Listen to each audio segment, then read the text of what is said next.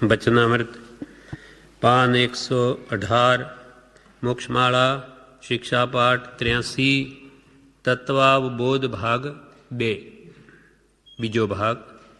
एमां परम कृपालदेव लखे छे, सर्वज्ञ भगवाने लोकालोकना संपूर्ण भाव जाण्या अने जोया। तेनो उपदेश भव्य लोकोने कर्यो। सर्वज्ञ सर्व जेने ज्ञ एटले जेने बधुं ज जाणी लीधुं एवा भगवाने केवड़ी भगवाने तीर्थंकरोए लोकालोकना संपूर्ण भाव जाण्या। आ लोकमां शुं छे, अलोकमां शुं छे। 6 द्रव्यो ए लोकाकाशमां छे। अलोकाकाशमां खाली लोक ज छे। ए बधुं ज जेणे जाण्युं ए 6 द्रव्यों ना पाछा जो भेद करिए तो अनंत थाय। जेम के जीव द्रव्य तो एक ज छे, पण जीवो केटला? अनंत जीवो। एने पूतगलो केटला? तो के अनंता अनंत। ए बधा जीवोना गुण अने एना पर्याय एनी अवस्था अनंत काल पहला आपड़ा तमाए प्रति समय कई जातनी अवस्था थे करेली अने भविष्य में केवी स्थिति आपणी प्रति समय थशे ए बधुं भगवानना ज्ञानमां हस्तामलकवत हाथ में आमळुं लीधुं तो केम देखाय? एम भगवान केवड़ीओने केवल ज्ञानना वडे बधुं एक समय में देखाय। अनंता पूतगलो एना परमाणुओ ना शुं गुणो एना पर्यायो अनंत काल पहला तो ए पण भगवानना ज्ञान में देखाय छे। एटले सर्वज्ञ भगवाने लोक अलोकना संपूर्ण भाव जाण्या। द्रव्य गुण पर्याय बधुं ज जाण्युं अने जोयुं। केवल ज्ञान वडे जाण्युं ने केवल दर्शन वडे जोयुं। केम के ज्ञानावणी संपूर्ण क्षय थई गयुं। हवे एमना ज्ञानथी कोई पण वस्तु जगत में बहार छे ज नहीं, बधुं ज जणाय छे। अने केवल दर्शन वडे दर्शनावणी कर्मनो संपूर्ण क्षय थवाथी बधुं ज देखाय छे। आपने केम देखाय? भगवान ज्ञान बड़े बधुं देखाय। एटले ज्ञान अपेक्षाए भगवान सर्वव्यापी है। भगवान ज्ञान सर्वत्र है, क्या नहीं? तो के बधे ज छे। वैष्णव में वेदांत में एम कहवाय कि ईश्वर तो बधे व्यापेलो है। जड़मय है, चेतनमय है। ईश्वर एटले एनुं ज्ञान व्यापेलुं। ईश्वर कोई त्यां बैठो नहीं, पण एनुं ज्ञान सर्वस्थाने व्यापेलू है। एटले कि ज्ञान बड़े भगवान सर्वव्यापक है। एम सर्वज्ञ भगवाने लोकालोकना संपूर्ण भाव जाण्या अने जोया। तेनो उपदेश भव्य लोकोने कर्यो। हवे भगवाने तो अनंत ज्ञान वडे करीने लोकालोकना स्वरूप विशेना अनंत भेद जाण्या हता, परंतु सामान्य मानवीओने उपदेशथी श्रेणीए चढ़वा मुख्य देखाता 9 पदार्थ तेओ दर्शाव्या। भगवाने तो एक एक द्रव्यना अनंत गुण ने अनंत पर्याय जे जाण्या ए केवी रीते जणावी शके? बनी शके ज नहीं। भगवाने जेटलुं जाण्युं एनुं अनंतांश पण एना उपदेशमां आवी शके नहीं। अने एटले के छे कि लोकालोकना स्वरूपना जे अनंत भेद भगवाने अनंत ज्ञान वडे जाण्या। भगवाने अनंत ज्ञान वडे करीने लोक अलोकना स्वरूप विशेना अनंत भेद जाण्या हता, परंतु सामान्य मानवीओने आपणा जेवाओने उपदेशथी ए बधुं जणावी शकाय नहीं। एटले पछी 9 आ तत्व रूपे एमने एनो उपदेश कर्यो। एनो बधो समावेश आमां करी अने आपणने ए वात केम समझाय एम उपदेशी।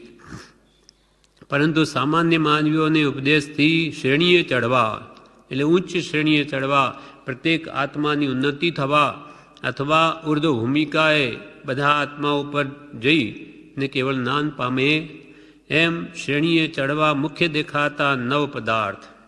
9 पदार्थ जीव अजीव, आश्रव, संबर, बंध, मोक्ष, निर्जरा, पाप ने पुण्य। आ 9 पदार्थ में आखा विश्वનું જ્ઞાન સમાવી દીધું। બધા જ દ્રવ્યો અને એના શું શું ભેદ છે એ સંક્ષેપમાં બધું જ 9 પદાર્થમાં આવી જાય છે। એવી ભગવાનના જ્ઞાનની ચમત્કૃતિ છે। શ્રેણીએ ચડવા મુખ્ય દેખાતા 9 પદાર્થ તેઓએ દર્શાવ્યા. એથી લોકાલોકના સર્વ ભાવનો એમાં સમાવેશ આવી જાય છે. લોકના અલોકના સર્વ ભાવનો સર્વ પદાર્થનો એમાં સમાવેશ થઈ જાય છે. નિર્ગ્રંથ પ્રવચનનો જે સૂક્ષ્મ બોધ છે તે તત્વદ્રષ્ટિએ 9 પદાર્થમાં સમાઈ જાય છે. નિર્ગ્રંથ પ્રવચન આખી દ્વાદ સાંગી જે ભગવંતે ઉપદેશી તેનો જે વિસ્તાર છે અથવા સૂક્ષ્મ બોધ છે એ બોધનું જે રહસ્ય છે તે તત્વની દ્રષ્ટિએ 9 તત્વમાં સમાઈ જાય છે. તાત્વિક દ્રષ્ટિએ જો જોઈએ તો કૃપાલને કે એ બધું જ 9 તત્વમાં સમાઈ જાય છે. તેમજ સઘળા ધર્મમતોના સૂક્ષ્મ વિચાર એ 9 તત્વ વિજ્ઞાનના એક દેશમાં આવી જાય. એક દેશ, એક પ્રદેશની એક ભાગમાં, થોડા ભાગમાં ભગવાને જે આખું જ્ઞાન ઉપદેશ્યું એના થોડા જ ભાગમાં બધા ધર્મનો ઉપદેશ આવી જાય છે. કેમ? તો કે એ બધા એકાંતિક મતો છે. એકાંતે બધું લીધું, જ્યારે ભગવાન તો સ્યાદવાદથી ઉપદેશ છે. અને ભગવાન એ જેટલું જાણ્યું એનો તો અનંતાંશ પણ એમણે નથી જાણ્યો.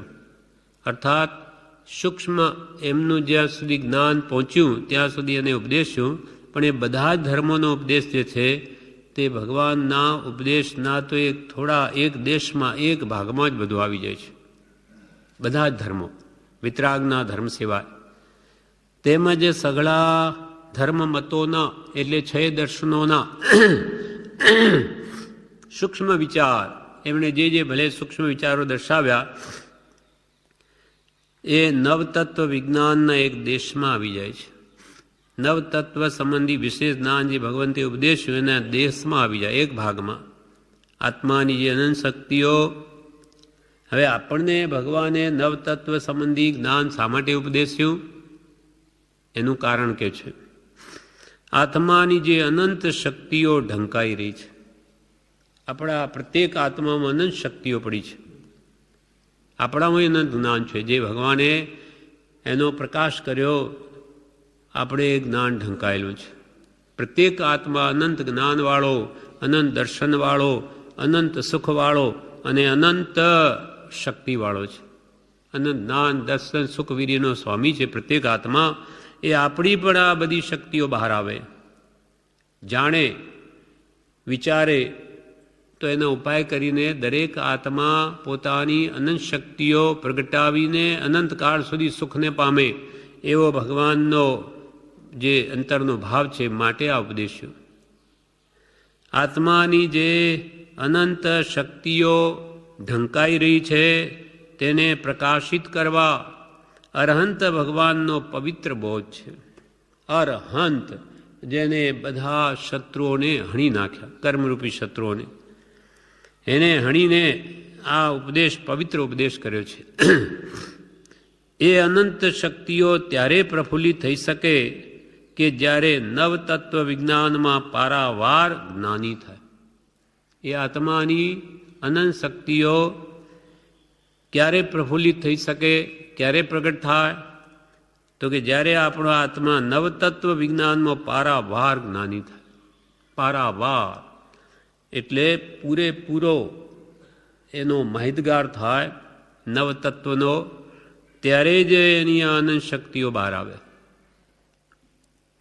એ અનંત શક્તિઓ ત્યારે પ્રફુલ્લિત થઈ શકે કે જ્યારે 9 તત્વ વિજ્ઞાનમાં પારાવાર જ્ઞાની થાય.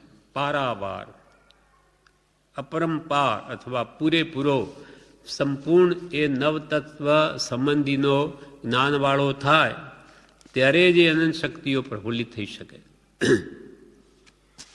હવે વિવેચનમાં આના વિશે બ્રહ્મચારીજી કહે છે કે કેવળ જ્ઞાન થયા પછી તેનાથી કશું અજાણ્યું રહેતું નથી. ભગવાને કેવળ જ્ઞાનથી લોકના સંપૂર્ણ પદાર્થ જાણ્યા અને જોયા પછી તેનો ઉપદેશ ભવ્ય જીવોને કર્યો. બધા જોયા જાણ્યા પછી ભગવાને ઉપદેશ કર્યો છે. એમને એમ નથી કહ્યું, કારણ કે એ પણ કેવી રીતે જો જાણ્યું ન હોય તો હવે એ દ્રવ્યોનું અનઆદિ સ્વરૂપ જાણ્યું, આદિ જ નથી. જેમાં આપણે સમુદ્રના કિનારે ઉપર ઉભા રહીને જોઈએ તો કિનારો દેખાતો જ નથી, તેમ ભગવાન કેવડીઓના જ્ઞાનમાં પણ આ જીવ કે અજીવ દ્રવ્યની કોઈ આદિ જ દેખાતી નથી. એટલું બધું અનંત જ્ઞાન છે કે છતાં પણ જ્યાં આદિ શરૂઆત જ નથી તો ભગવાનના જ્ઞાનમાં ક્યાંથી દેખાય? સમુદ્ર તો કિનારો છે, છતાં પણ આપણે નથી દેખાતો.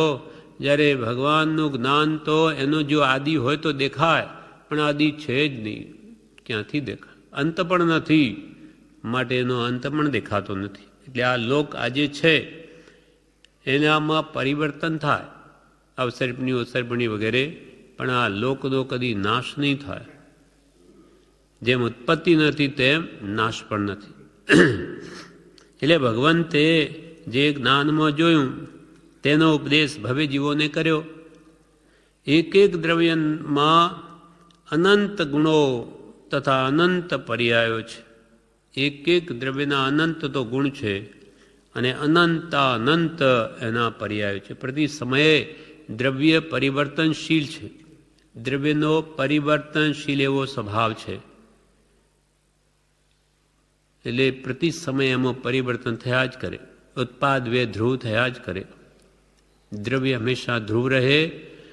એક સમયે એક નવીન પર્યાયની ઉત્પત્તિ થાય, પૂર્વ પર્યાયનો વ્યય થાય અને દ્રવ્ય તો તેનું તે રહે. દ્રષ્ટાંતથી સમજાવે કે ભાઈ સોનાનું નો હાર, કોઈને ઈચ્છા થઈ કે હવે હાર ભાંગીને બંગડી બનાવું, તો હાર રૂપ અવસ્થાનો નાશ, બંગડી રૂપ અવસ્થાનો જન્મ અને સોનું તો તેનું તે.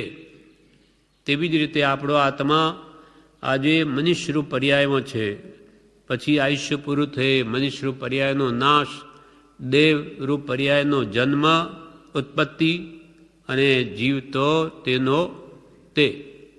ઉત્પાદ વે ધ્રુવમ સત. સત દ્રવ્ય લક્ષણમ, દ્રવ્યનું લક્ષણ સત છે, એમાં ઉત્પાદ વે ધ્રુવ થયા જ કરે છે. એમ એક દ્રવ્યમાં અનંત ગુણો તથા અનંત પર્યાયો છે. એવા અનંત દ્રવ્ય, જીવ દ્રવ્ય કેટલા? અનંત. તો એવા અનંત દ્રવ્યના અનંત ભેદ ભગવાને જાણ્યા હતા. હવે કેવી રીતે કહી શકે કે એક સમય પહેલાં એવી પર્યાય હતી, બીજી પર્યાય હતી, અનંત જેની આદિ નથી એવા બધા ભેદ જાણ્યા ભગવાને એમના ઉપદેશમાં કેવી રીતે જણાવી શકે? એટલે પછી પરંતુ સામાન્ય મતિશ્રુદ્ધ જ્ઞાનથી ગ્રહણ કરી શકાય, આપણા જેવા જીવો કંઈક બુદ્ધિ બળે સમજી શકે એવા મતિશ્રુદ્ધ જ્ઞાનથી ગ્રહણ કરી શકાય એવા ઉપદેશથી વિચાર શ્રેણીએ ચડવા, આપણે તત્વોને જાણીને કંઈક વિચાર કરી શકે. એટલે વિચાર શ્રેણીએ ચડવા મુખ્ય દેખાતા, એટલે મુખ્ય સમજવામાં આવતા નવ પદાર્થ અથવા નવ તત્વ તેઓએ દર્શાવ્યા કે ભાઈ આ નવ તત્વથી જીવ કંઈક દ્રષ્ટિ પહોંચાડી શકે એના મતિશ્રુદ્ધ જ્ઞાનથી. એટલે ભગવાને આ નવ તત્વ ઉપદેશ્યા. બધા જ્ઞાનને સમજવાની એક શ્રેણી રૂપ એક તત્વ નવ તત્વ છે. બધા જ્ઞાનને સમજવાની એક શ્રેણી રૂપ એ નવ તત્વ છે. બધા જ્ઞાનને કેવી રીતે સમજવું? તો કે એક શ્રેણીએ એક અપેક્ષા આ વાત સમજાવી છે. કેવી રીતે? જેમ કે જીવ કહેતા અનંતા અનંત જીવોના ગુણ પર્યાય સમજવામાં આવે. હવે એક એક જીવનો તો એક નાની જાણે ભેદ જે કર્મના આધીન છે એ ન વર્ણવી શકાય, પણ કે ભાઈ જીવ બધા એક સરખા છે, અનંતા જીવો છે. એવા જીવ દ્રવ્ય કહેતા અનંતા જીવ સમજી લેવા કે જીવો કેટલા? તો કે અનંતા મારા જેવા. બધાનો ગુણ શું? જ્ઞાન દર્શન. તો બધા જીવોમાં એનો જ છે, પણ એ કર્મને આધીન એમાં ફરક દેખાય. છતાં નિશ્ચયને મૂળ સ્વરૂપે જોતા બધા જીવો જ્ઞાન દર્શન વાળા જ છે. જેમ કે જીવ કહેતા અનંતા અનંત જીવોના ગુણ પર્યાય સમજવામાં આવે. અનેક જીવોના રોજે પર્યાયો થયા જ કરે છે. આજે આપણે મનુષ્ય પર્યાય એમાં પાછા કર્મને આધીન બધા જીવોના વિચાર જુદા, એમના મોઢા જુદા આ બધું કેમ? કર્મને આધીન. કર્મ અનંત પ્રકારના, પ્રકૃતિઓ જુદી જુદી, જીવ દ્રવ્ય બધા એક જ છે. હા, પણ એની પર્યાય જુદી જુદી દેખાય આપણને. એમ પણ જીવ કહેતા એને કંઈ ખ્યાલ આવે કે આ જીવ દ્રવ્ય છે, જાણવા દેખવાવાળો. જેમ કે જીવ કહેતા અનંતાનંદ જીવોના ગુણ જ્ઞાન દર્શનમય પર્યાય પ્રતિ સમય થઈ રહી છે. ગુણ સહવર્તી, પર્યાય ક્રમવર્તી છે. ગુણ પર્યાય વત દ્રવ્યમ, ગુણ અને પર્યાયથી યુક્ત જ દ્રવ્ય હોય, પણ ગુણ હંમેશા સાથે રહે. ગુણ કદી દ્રવ્યથી છૂટો ન પડે. જેમ કે આત્માનો ગુણ જ્ઞાન દર્શન એ કોઈ દિવસ આત્માથી છૂટો ન પડે. કે ગુણ કાઢી નાખે દ્રવ્ય શું? ગુણ હંમેશા ગુણીમાં જ રહે. ગુણ એવો નહીં આ કંઈ એકલો ફરતો ન રહે. જ્ઞાન ગુણ છે તો કેમાં રહે? ગુણીમાં રહે. જ્ઞાનીમાં સમ્યક જ્ઞાન રહેલું છે. જેમ આત્મા, આપણે આત્મા છીએ, આપણામાં જ્ઞાન તો છે જ, પણ એ આવરણવાળું છે એટલે મિથ્યા જ્ઞાન કહેવાય, અજ્ઞાન કહેવાય. કેમ કે જેમ છે તેમ આપણે નથી જાણતા, વિપરીત જાણીએ છીએ. હવે આપણું જ્ઞાન દેહને આત્મા માને, જ્ઞાન તો છે જ પણ એ અજ્ઞાન જેવું છે. અજ્ઞાન એટલે જ્ઞાન રહિત દશા નહીં, વિપરીત જ્ઞાનને શાસ્ત્રીય ભાષામાં અજ્ઞાન કહ્યું છે. એમ જેમ કે જીવ કહેતા અનંતાનંદ જીવોના ગુણ પર્યાય સમજવા. ગુણ પર્યાય, ગુણ હંમેશા જ્ઞાન ગુણ દર્શન ગુણ સાથે રહે. ગુણ સહવર્તી, પર્યાય ક્રમવર્તી. ક્રમ, એક સમયે એક પર્યાય હોય, બીજા સમયે બીજી પર્યાય હોય, બીજી અવસ્થા હોય. પર્યાય એટલે અવસ્થા. એટલે ગુણ હંમેશા સાથે, પણ પર્યાય સાથે ન રહે. એ તો એક સમય માત્ર છે, બીજા સમયે બીજી, ત્રીજા સમયે ત્રીજી. એમ જીવ કહેતા અનંત જીવોના ગુણ પર્યાય સમજવામાં આવે એવી એક વિચાર શ્રેણી થાય, વિચાર શ્રેણી બંધાય. એને સમજાવવા માટે જ્ઞાનીઓ કહ્યું ભગવાનનો સંપૂર્ણ ઉપદેશ એ નવતત્વમાં સમાય છે. ભગવાને જેટલું બધું કહ્યું એ બધું જ આ નવતત્વમાં સમાવેશ પામે.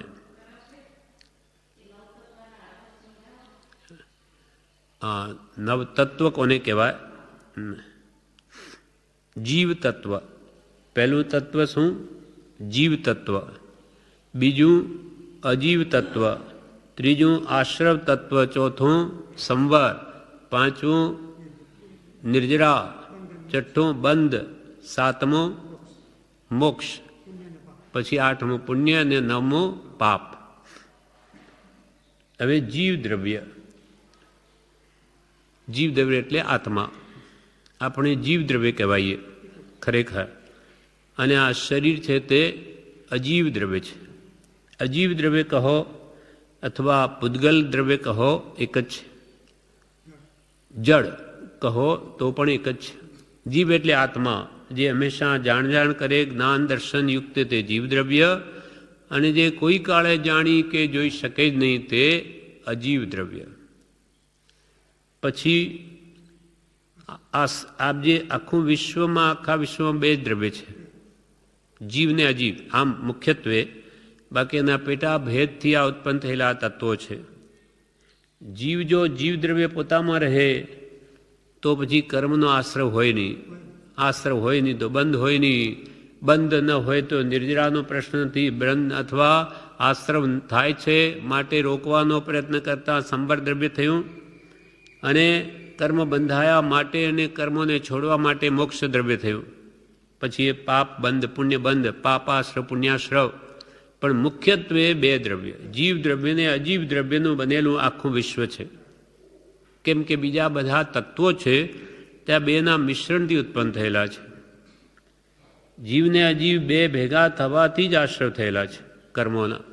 એટલે ત્રીજું તત્વ જે આશ્રવ બન્યું તે જીવે અજીવને પોતાનું માની લીધું. આપણે અજીવના ઠેકાણે હમણાં શરીર જ સમજો. કેમ કે એ જળ દ્રવ્ય બે એક ઠેકાણે જ રહે, દૂધ અને પાણીની જેમ. જીવ અને અજીવ દ્રવ્ય, અજીવ એવું આ શરીર એક ક્ષેત્રાવગાહી સમજ. જેમ કે દૂધ હોય એમાં પાણી હોય તો કે પાણી હોય એમાં 80% ગાયના દૂધમાં પાણી જ છે. પણ આપણને તો દૂધ દેખાય, પાણી નથી દેખાતું.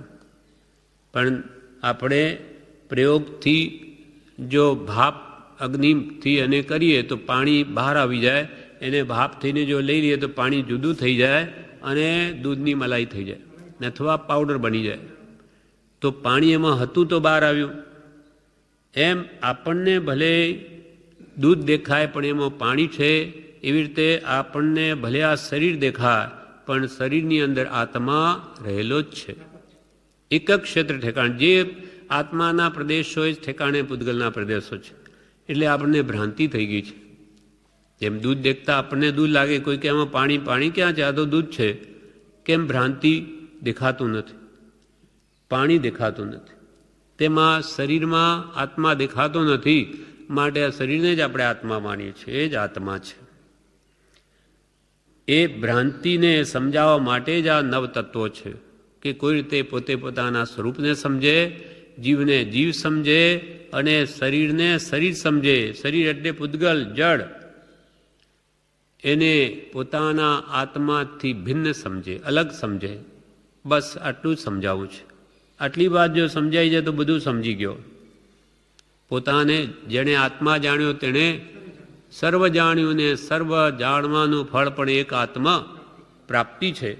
એટલે તમે આત્માને ઓળખો, એના માટે આ 7 તત્વો સમજાવે. એટલે પહેલું જીવ તત્વ અને બીજું અજીવ તત્વ. આ શરીર એ અજીવ છે, જડ છે, એ કંઈ જાણી જોઈ શકે નહીં. મરદાનું અને ચેતન બે આપણે વિચાર કરીએ તો મરદું હોય, એનામાં આંખ હોય, નાક, કાન, હાથ, પગ બધું હોય, છતાં કોઈ ક્રિયા કરી શકે નહીં. કેમ કે ચેતન એવો આત્મા શરીરમાંથી નીકળી ગયો, એટલે અચેતન થયું, જડ તત્વ, એનું સ્વરૂપ બિલકુલ બહાર આવી ગયું. એટલે પ્રભુ શ્રી કે પ્રભુ અમને તો આ બધા મરદા દેખાય. નાનીઓની દ્રષ્ટિ, દ્રવ્ય દ્રષ્ટિ, એટલે પહેલાં એમને આત્મા દેખાય કે આ હલનચલન શાને લઈને છે. એમના અંદરમાં ભેદ પડી ગયો એટલે એમને બધું જુદું જણાય છે. ત્યારે આપણને ભેદ પડ્યો નથી. એટલે આપણે આપણા શરીરને આપણું સ્વરૂપ માનીએ, માટે બીજાને પણ બીજાનું સ્વરૂપ માનીએ છીએ. એટલે આપણને રાગદ્વેષ થાય છે. એટલે જીવ દ્રવ્ય, અજીવ દ્રવ્ય. પછી બેના મિશ્રણથી કર્મોનો આશ્રવ થયો, ત્રીજું તત્વ. એ કેમ ઊભું થયું? તો કે આ શરીરને પોતાનું માની લીધું, શરીર મારું, અને એમાં પાછી 5 ઇન્દ્રિયો અને મન છે એ શરીરમાં ઉત્પન્ન થયેલા. એટલે ઇન્દ્રિયો પાછા પોતપોતાના વિષયોને છે, શબ્દ, રૂપ, રસ, ગંધ, સ્પર્શ. એટલે એ વિષયોને, સાધનોને મેળવું, એટલે એ પ્રત્યેને રાગ થઈ ગયો. રાગ, મોહ થાય.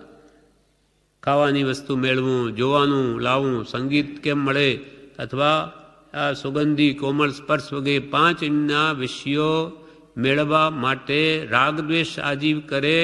તેથી કર્મોનો આશ્રવ થાય છે. કર્મો આપણને ચોટે છે, કર્મણ વર્ગણાઓ. આપણે જો રાગદ્વેષ ન કરીએ તો ન ચોટે. જેવા ભાવ થયા, હા, બધી જ છે, સર્વત્ર રહેલી છે. એટલે હા હા, જુઓ, બધે જ છે. હવે શરીર આપણું ત્યાં ગયું તો ત્યાં છે જ કર્મણ વર્ગણાઓ. જેમ કે વિશ્વમાં આજે આપણે અમેરિકા વાત કરવી હોય તરત થાય, સેલફોન હમણાં જ અહીંયા બેઠા થાય. કેમ? તો કે અહીંયા એક દ્રવ્ય રહેલું છે સર્વત્ર. એ દ્રવ્ય આપણને થેટ ત્યાં પહોંચાડી દે, આપણી અવાજને. પાછું એ જ અવાજ, ફલાણો ભાઈ બોલે એટલે એનો જ અવાજ આપણને ક્યાં દેખાય છે દ્રવ્ય? તેવી રીતે આપણને ક્યાં દેખાય કર્મણ વર્ગણાઓ ક્યાં રહેલી? પણ સર્વત્ર છે. એટલે આ શરીરમાં જ અહીંયાથી ગ્રહણ કરી લે. જેવા રાગદ્વેષ થયા કે આપણા આત્માના પ્રદેશો કંપાયમાન થાય, ધ્રુજે. એ જેવી ધ્રુજારી થઈ કે પ્રદેશો આત્માને ચોંટી જાય. અર્થાત એનો આવી રીતે સંબંધ થાય છે નિમિત્ત નૈમિત્તિક. તેથી એ કર્મણ વર્ગણાઓ ચોટેલી જ્યારે ઉદયમાં આવે ત્યારે આપણને સુખ દુઃખનો અનુભવ કરાવે. સમય પાકે નિર્જરી જાય સુખ દુઃખ આપીને. એટલે એ કર્મોનો આશ્રવ થાય છે. એટલે આ તત્વો વડે આપણને જણાવાય છે ભગવાન કે તું રાગદ્વેષ કરીશમાં, નહીં તો તને આ કર્મો કર્મણ વર્ગણાઓ ચોટશે, અને એ જ્યારે ઉદયમાં આવશે ને ત્યારે તને દુઃખ આપશે. માટે આ ત્રીજું આશ્રવ તત્વ આ બેના મિશ્રણથી જ ઊભું થયેલું.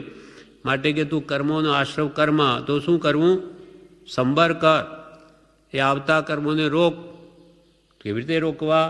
તો કે રાગ દ્વેષ જે અજ્ઞાન વડે થઈ રહ્યા એ કરીશ નહીં. કરીશમાં તો તને આ કર્મો નહીં આવે તારા ભણી. કેવડી ભગવાન આ સંસારમાં જ રહેલા હોવા છતાં રાગદ્વેષ કરતા નથી, માટે એમનો આત્મા બંધાતો નથી. એટલે આવતા કર્મોને રાગદ્વેષ નહીં કરીને રોકવા, તે સંબર તત્વ થયું. ચોથું, આ કર્મો આવે છે માટે આશ્રવને આ રોકવા પડે માટે સંબર. બે જુદા જ હોય તો પ્રશ્ન નથી, પણ આ બે ભેગા છે ત્યાં બધો પેલું કહેવાય એકડે એક પણ બગડે બે. બે થાય તે બગડે બધું. એને જીવે પૂતગલમાં મારાપણું માની લીધું, અજીવમાં દેહમાં આત્મબુદ્ધિ કરી લીધી એટલે બધું બગડ્યું. એટલે કર્મોના આશ્રવ થયા. તો કે હવે કર્મોને રોકો, નહીં તો તમારા શુદ્ધ સ્વભાવમાં નહીં આવી શકો. એટલે થયું સંબર તત્વ, જીવ અજીવ આશ્રવ સંબર. પછી જે કર્મો આપણા તરફ આવ્યા એ શું થાય? એનો બંધ થાય. શાથી બંધ થાય? કષાયથી બંધ થાય. આપણા અંદર ક્રોધ, માન, માયા, લોભાદી જે કષાય ભાવો છે એને લઈને બંધ થાય. મન, વચન, કાયાના યોગથી તે કર્મો આવે અને કષાય ભાવ હોય તો બંધાય, કષાય ભાવ ન હોય તો ન બંધાય. આપણા અંદર કષાયની કેવી તીવ્રતા છે એ પ્રમાણે બંધ અધિકો ઓછો પડે. કષાય તીવ્ર તો વિશેષ ગાઢા કર્મ બંધાય. એની સ્થિતિ પણ અનુભાગને રસ વધારે પડે, સ્થિતિ પણ લાંબી પડે. એટલે મહાપુરુષો કે કષાય કરોમાં, નહીં તો એ કર્મ તમને નિકાચિત બંધ પણ થઈ શકે કે જે ભોગવીએ જ છૂટકો, જ્ઞાન ધ્યાનથી નહીં ખપે. એટલે ત્રીજું આશ્રવ તત્વ, હવે એને સંવર વડે રોકવું. પછી બંધ તત્વ કે ભાઈ એ કષાયથી તમને કર્મો બંધાઈ જશે. ભગવાન તીર્થંકરોને કર્મો આવે પણ કષાય ભાવ નથી, કેમ કે મન વચન કાયને યોગ છે ભગવાનને, એટલે કર્મો આવે પણ બંધાય નહીં. કેમ કે એક સમય આવે, બીજા સમય તો ભોગવાઈ અને ત્રીજા સમય તો ખરી જ જાય. હા, અબંધ જેવા છે. ઇરિયાપથિક એ બંધ છે, સાંપ્રદાયિક બંધ નથી. માટે તમે પણ કે જ્ઞાન ધ્યાનમાં રહી એ વિશેષ રાગદ્વેષમાં જાઓમાં તો એ કર્મો તમને બંધાશે નહીં. હલનચલન શરીરનું થાય એટલે કર્મો તો આવે, મન વચન કાયને યોગાત બંધ, પણ એ યોગમાં આશ્રવનું કારણ ખાસ યોગ છે, પણ કષાયથી બંધ પડે છે. હવે જીવ અજીવ આશ્રવ સંબર બંધ નિર્જરા. હવે જે પૂર્વે કર્મો બંધાઈ ગયેલા તેનું શું કરવું? તો કે ભાઈ એને હવે જ્ઞાન ધ્યાનથી ખપાવો, એને દૂર કરો, નવા ન બાંધો. જેમ કે એક પાણીનો હોજ છે, એમાં પહેલાં તો પાણી આવી ગયું અને કે ભાઈ હવે હોજ ખાલી કરો, તો સૌથી પહેલાં નવું પાણી જે આવે છે એને બંધ કરો, એટલે ડાટા મારી દો. એટલે એ થઈ ગયું જે આશ્રમના દ્વાર હતા એને કર્યા બંધ, એટલે એ થઈ ગયો સંવાર. પણ એ પહેલાંનું પાણી અંદર પડ્યું છે એનું શું? તો એને હવે બહાર ઉલેચો, ભરી ભરીને ફેંકો બહાર કે પંપ વડે. એનું નામ નિર્જરા. જે પૂર્વે અજ્ઞાન વશ કર્મો બંધાઈ ગયા, એ જ્ઞાન, ધ્યાન, તપ, સંયમ, પશ્ચાતાપ વડે એ કર્મોને પણ તમે નિર્જરાવો. એટલે હોજ કર્મો રૂપી હોજ ખાલી થાય. એટલે તમારો આત્મા સર્વ કર્મથી જ્યારે રહિત થાય ત્યારે જ એનો મોક્ષ થાય છે. ત્યારે કેવળ જ્ઞાન પ્રગટે અને કેવડી થયેલો આત્મા મોક્ષમાં બિરાજમાન થાય છે. અર્થાત તે મોક્ષ તત્વ, સંપૂર્ણ કર્મોના બંધનો અભાવ, તે મોક્ષ તત્વ. એ પછી સાતમો જે આશ્રવ અને બંધ તત્વ છે, એમાં એ બે તત્વ આમ તો સમાઈ જાય છે, પુણ્ય અને પાપ. કોઈ ઠેકાણે 7 તત્વ પણ કહે. તેમાં પછી પુણ્ય આશ્રવ, પાપાશ્રવ, આશ્રવ તત્વમાં આવી ગયા ભેગું લઈએ તો, અને પુણ્ય બંધ, પાપ બંધ આમાં આવી ગયા. પણ જુદું પાડીએ આપણે વિશે સમજવા માટે તો પુણ્ય અને પાપને અલગ લે છે.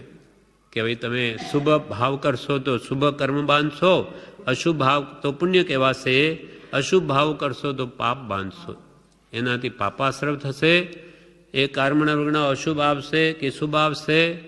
માટે જો ભાવ શુભમાં લાવશો તો પુણ્ય બંધ, અને રાગ દ્વેષ અજ્ઞાન ક્રોધ માન માયા લોભાદી ભાવમાં જશો તો પાપ બંધ થશે. આ બધું શા માટે આપણને જણાવે? કે આ બધા પાપોથી તમે છૂટો. હે જ્ઞેય ઉપાદેય રૂપે આ ગ્રહણ કરવાનું કહેશે આગળ કે ભાઈ આમાંથી આ બધું જાણ્યું તો આપણે ગ્રહણ શું કરવું?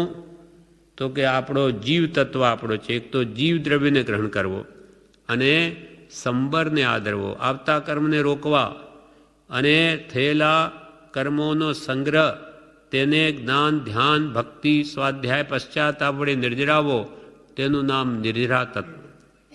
એટલે 9 તત્વોમાં આપણામાંથી ઉપાધિ કેટલા ગ્રહણ કરવા યોગ્ય?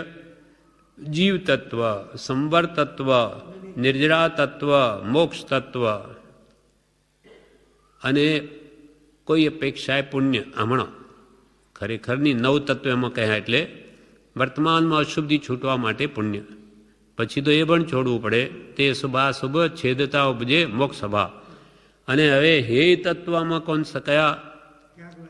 તો કે હજી જળને પોતાનું માન્યું, પૂતગલ શરીર આદિને, એમાં ત્યાગ કર, એમાં એની મમતા ભાવનો અને આશ્રમને છોડ. કર્મબાંધમાં બંધ તત્વ પણ હે છે, કર્મબંધ ન કરવો એમ આ અને પાપને બાંધવું, કેમ કે એ દુર્ગતિનું કારણ થાય છે.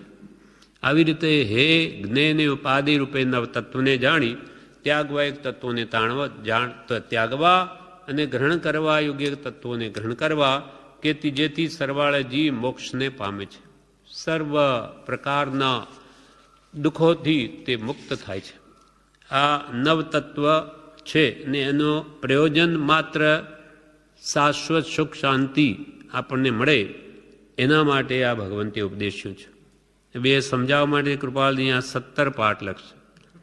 જો કે બધા શાસ્ત્રો જે છે તે આને જ સમજાવવું છે, જીવ તત્વને. એના માટે જ બધા ઉપદેશ્યા અનેક પ્રકારે, અનેક નય નિક્ષેપ પ્રમાણથી અનેક રીતે મહાપુરુષોએ સમજાવ્યું કે કોઈ રીતે આ તત્વને સમજે કે પોતે આત્મ તત્વ છે અને જે કંઈ પણ દેખાય તેને તું મારું માને છે પણ તારું નથી. પરને પરમાન, સ્વને સ્વમાન, એના માટે આ બધા તત્વોનો ઉપદેશ છે. હવે અહીંયા આગળ કે છે કે જીવ કહેતા અનંત જીવોના ગુણ પર્યાય સમજવામાં આવે એવી એક વિચાર શ્રેણી થાય. એ રીતે લોકના સર્વભાવ 9 તત્વોમાં સમાવી દીધા છે. ભગવાનનો સંપૂર્ણ ઉપદેશ એ 9 તત્વમાં સમાય છે. સંપૂર્ણ ઉપદેશ ભગવાનનો 9 તત્વમાં સમાય છે. અન્ય દર્શનોના સઘળા તત્વ વિચારે 9 તત્વના એક દેશમાં, એટલે એના થોડા ભાગમાં જ આવી જાય છે. એ 9 તત્વને આધારે વિચારતા આત્માની અનંત શક્તિઓ પ્રકાશિત થાય છે. આપણને જ્યારે ખબર પડે કે હું આત્મા છું અને મારામાં તો અનંત જ્ઞાન, અહીંયા બેઠો આખું વિશ્વ જાણી શકું, જોઈ શકું અને અનંત સુખ અનુભવી શકું અને અનંત શક્તિઓ મારામાં અંતરાય કર્મના ક્ષયથી પ્રગટે, એ બધું જાણીએ આપણે, તો પછી કે હો આવી શક્તિઓ મારામાં જ હું ભગવાન બની શકું, તો કંઈક એનો પ્રયત્ન કરે, પુરુષાર્થ કરે. શું ઉપાય છે? એટલા માટે કહે છે કે તમારામાં અનંત શક્તિઓ પડી છે એ તમે જાણશો તો તમારો પણ ભાવ થશે કે હું પણ એ શક્તિઓને પ્રગટાવું. એના માટે કે છે તમારી અનંત શક્તિઓ પ્રકાશિત થાય એ 9 તત્વના આધારે માટે ઉપદેશ કરીએ છીએ. તમે જાણશો તો પાપને છોડશો ને પુણ્યને આદરશો. પણ પાપ પુણ્યની ખબર નહીં હોય તો શું કરો? વિશ્વમાં મોટે ભાગે જીવો પાપમાં પ્રવૃત્તિ કરે એને કોઈ ભાન જ નથી. અનારે દેશોમાં કે ભાઈ જીવ હિંસા એ મહાપાપ છે એનું એને જ્ઞાન જ નથી, કાંઈ જ ખબર નથી. ખબર હોય અને કંઈક ઉત્તમ સંસ્કારો હોય તો એ પાપથી પાછો હટે, કરે જ નહીં. એટલે સર્વ દુઃખનું મૂળ તો અજ્ઞાન જ છે. એ 9 તત્વનું સંપૂર્ણ જ્ઞાન થવા દ્વાદશાંગીનું પ્રયોજન છે. આખી ભગવાને દ્વાદશાંગી રખી, 12 અંગ લખ્યા, રચ્યા, ઉપદેશ્યા ભગવાને, ગણધરોએ રચ્યા. તેનું પ્રયોજન શું? શા માટે ભગવાને આટલો બધો ઉપદેશ આપ્યો અને ગણધરોએ આટલું બધું લખ્યું? તો કે આ 9 તત્વો તમને સમજાવવા, જીવ તત્વને અજીવ તત્વને સમજાવવા. તો કે અમે આત્મા છીએ તો અમે આત્માનું જ અમને જ્ઞાન આપવું, તો અમને શું કામ આ જળ દ્રવ્યનું જ્ઞાન આપ્યું? અમને આ શરીર આદિ બધું જળ છે એનું અમારે શું જરૂર છે? અમારે થોડું જ જળમાં રહેવું છે. તો કે તે જળને પોતાનું સ્વરૂપ માની બેઠો છે. શરીરને જ તું તારું સ્વરૂપ માની બેઠો, માટે તને શરીરનું પહેલા સ્વરૂપ જણાવવું પડે. પૂદગલ જ્ઞાન પ્રથમ લે જાણ, નરદેહે પછી પામે ધ્યાન. પૂદગલ જ્ઞાન પ્રથમ લે જાણ, નરદેહે પછી પામે ધ્યાન. તો કે મારે તો જીવ દ્રવ્યનું જ્ઞાન મેળવવું છે, આ પૂદગલનું જ્ઞાન મારે શી જરૂર? તો કે પહેલા જાણ, પછી નરદેહ તો પામે ધ્યાન તારા સ્વરૂપનું. પહેલાં તું આ દેહને જ મારું માની બેઠો છે, એ તારી માન્યતા કેવી રીતે હટે? આ દેહ તો મળમૂત્રની ખાણ છે, રોગ જરાનું ઘર છે, આમાં છે ભરેલું શું? એ જ્યાં સુધી તું જાણે નહીં કે આ હાડમાંસનું પૂતળું એ તું નહીં, તો હું કોણ? તું દેહાદિ સ્વરૂપ નહીં, દેહ સ્ત્રી પુત્રાદિ તારા નહીં, તો હું કોણ? તો કે શુદ્ધ ચૈતન્ય સ્વરૂપ અવિનાશી હું આત્મા છું. આ બધું જાણે તો એ જીવ પીછો પાછળ હટી શકે, નહીં તો કેવી રીતે હટે? એ નવતત્વનું જ્ઞાન સંપૂર્ણ થવા માટે ભગવાને આખી દ્વાદશાંગી ઉપદેશી, આ એનું પ્રયોજન છે. તે અંગો ભિન્ન ભિન્ન પ્રકારે નવતત્વનો બોધ કરે. ભગવાનના એટલા બધા શાસ્ત્રો, એ પણ કોઈ પણ એક જીવ તત્વનું કોઈમાં વર્ણન મુખ્યતા હોય, કોઈમાં અજીવનું હોય, કોઈમાં પાપ કેમ બંધાય, પુણ્ય કેમ, અથવા કોઈ પણ વાત હોય નવતત્વ સંબંધી જ હોય. તે અંગો ભિન્ન ભિન્ન પ્રકારે નવતત્વનો બોધ કરે છે. સૂક્ષ્મ દ્વાદશાંગી એટલે દ્વાદશાંગીનું રહસ્ય એ નવતત્વ સ્વરૂપ જ્ઞાનમાં પારંગત થવામાં મદદરૂપ છે. આખી દ્વાદશાંગી એ આપણને આપણા નવ આત્મા સંબંધી જ્ઞાનમાં પારંગત થવામાં સહાયરૂપ છે, મદદ કરે, આપણને બતાવે કે ભાઈ તારું તો આ સ્વરૂપ, આ તારું હોઈ ન શકે. એમ આખી દ્વાદશાંગીનું રહસ્ય, સૂક્ષ્મ દ્વાદશાંગીનું રહસ્ય નવતત્વ સ્વરૂપ જ્ઞાનમાં પારંગત થવામાં મદદરૂપ છે. બધા અંગો શાસ્ત્રો એ નવતત્વના વિસ્તાર રૂપ છે. બધા જ શાસ્ત્રો નવતત્વનો જ વિસ્તાર છે. બીજું શું બતાવે? આખું વિશ્વમાં જ નવતત્વ જ છે, સિવાય આખું વિશ્વમાં કંઈ છે જ નહીં. એટલે બધા શાસ્ત્રો એ નવતત્વના વિસ્તાર રૂપ છે. નવતત્વને સંપૂર્ણ જાણે તે સર્વજ્ઞ થાય. નવતત્વને સંપૂર્ણ જાણે તે સર્વજ્ઞ થાય, કેવડી થાય. એટલે કૃપાલદેવ એ જ કહે છે, સૂક્ષ્મ દ્વાદશાંગી, હવે કૃપાલદેવ કહે છે સૂક્ષ્મ દ્વાદશાંગી જ્ઞાન પણ એ ન તત્વ સ્વરૂપ જ્ઞાનને સહાયરૂપ છે. ભિન્ન ભિન્ન પ્રકારે એ નવતત્વ સ્વરૂપ જ્ઞાનનો બોધ કરે છે. આખી દ્વાદશાંગી જુદી જુદી રીતે નવતત્વને સમજાવે. એથી આ નિશંક માનવા યોગી છે કે નવતત્વ જેણે અનંત ભાવ ભેદે જાણ્યા તે સર્વજ્ઞ ને સર્વદર્શી થયો. કૃપાલદેવ શું કહે? નિશંક માનવું, એમાં શંકા રાખવી નહીં, કે જેણે નવતત્વ અનંત ભાવ ભેદે જાણ્યા તે સર્વજ્ઞ થયો, સર્વદર્શી થયો, કેવડી થયો. પણ અનંત ભાવ ભેદ કોણ જાણી શકે? કેવડી જ જાણી શકે. પ્રત્યેક દ્રવ્યનું ગુણ અને એના જે અનંતા પર્યાય છે તે કોણ જાણી શકે? સર્વજ્ઞ જ જાણે, કેવડી જ જાણે. માટે જેણે કે બધા દ્રવ્યો નવતત્વને અનંત ભાવ ભેદે જેણે જાણ્યા, એ પદાર્થના ભેદ એટલે પ્રકાર અનંત, અનંત ગુણ, અનંત પર્યાય, દ્રવ્ય ગુણ પર્યાય બધા જેણે જાણ્યા તે તો સર્વજ્ઞ થઈ ગયો અથવા સર્વદર્શી થઈ ગયો, નાની, કેવળ નાની થઈ ગયો. એ નવતત્વ ત્રિપદીના ભાવે લેવા યોગ્ય છે. એ નવતત્વ કેવી રીતે વિચારવા? હે જ્ઞેય ઉપાદેય રૂપે, એટલે ત્યાગ કરવા યોગ્ય, જાણવા યોગ્ય ને ગ્રહણ કરવા યોગ્ય, એમ ત્રણ ભેદે નવતત્વ સ્વરૂપના વિચારમાં રહેલા છે. આખા નવતત્વ છે, એમાં મારે કયું તત્વ ગ્રહણ કરવું? તો કે તારે જીવ તત્વ અને આ બાંધેલા કર્મોને હવે છોડવા છે. માટે આવતા બંધ કર્મ, નવા કર્મ એટલે સંબર તત્વ બંધાઈ ગયેલા એને હવે અંદરથી જ્ઞાન ધ્યાન વડે ખપાવે. નિર્જરા તત્વ આ બધા ગ્રહણ કરવા યોગ્ય. અને મોક્ષ તત્વ, જીવ તત્વ પોતે જ છે, એટલે એમાંથી આ 4 તત્વો તો ગ્રહણ કરવા યોગ્ય છે અને 5 તત્વો હે છે: આશ્રવ, બંધ, પુણ્ય, પાપ ને અજીવ. એમાં પુણ્ય પહેલાં હમણાં, પછી અંતે તો એ પણ ત્યાગવું પડે છે. એટલે વિવેચનમાં કહે છે, ત્રિપદી 2 પ્રકારે લેવી: હે જ્ઞેય ઉપાધિ રૂપે અથવા ઉત્પાદ વે ધ્રુવ. 2 પ્રકારે ત્રિપદી છે. 3 પચ્યા પોતાને ઉપકારી થાય એ અપેક્ષાએ એ નવ તત્વોમાંથી કયા તત્વ હે છે એટલે કે તજવાયોગી છે, કયા તત્વ ઉપાદે એટલે ગ્રહણ કરવા યોગ્ય છે તે વિચારવું. અને જ્ઞેય તો બધા તત્વ છે જ. જે ત્યાગવું છે એ પણ જાણવું તો જરૂરી છે.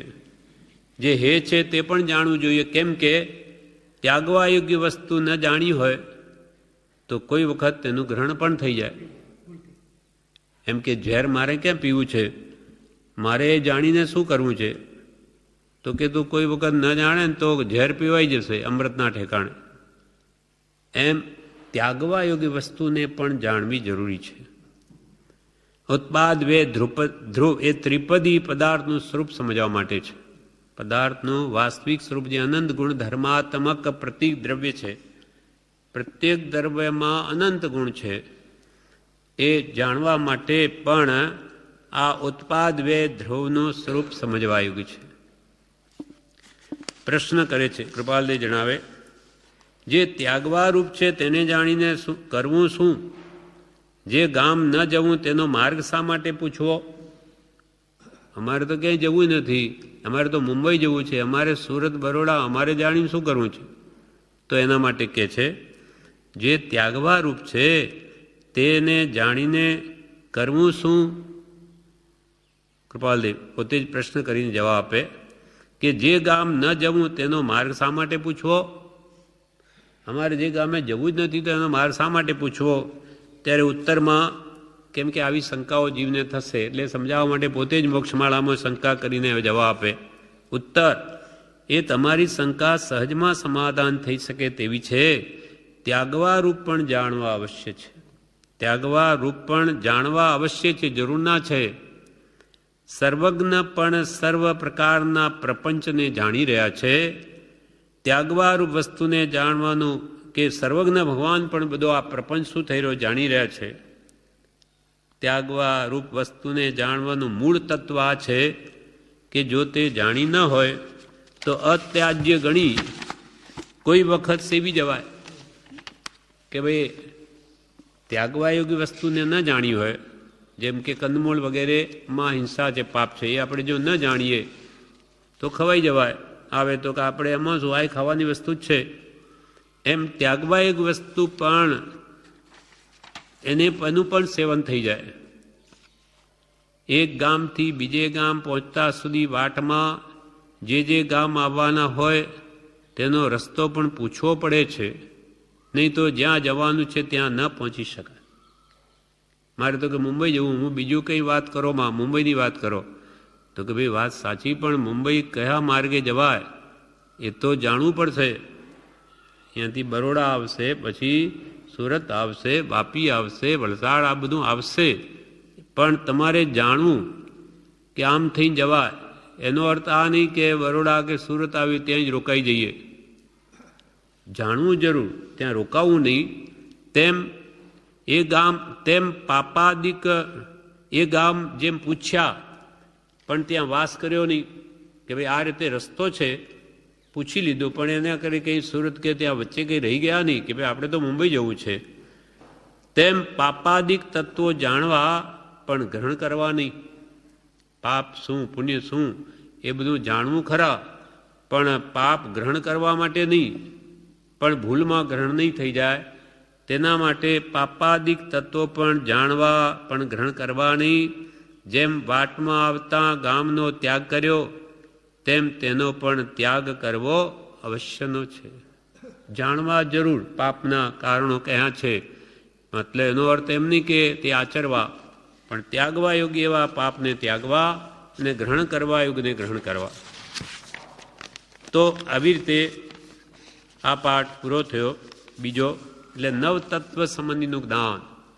આપણા આત્માની શુદ્ધિ માટે છે.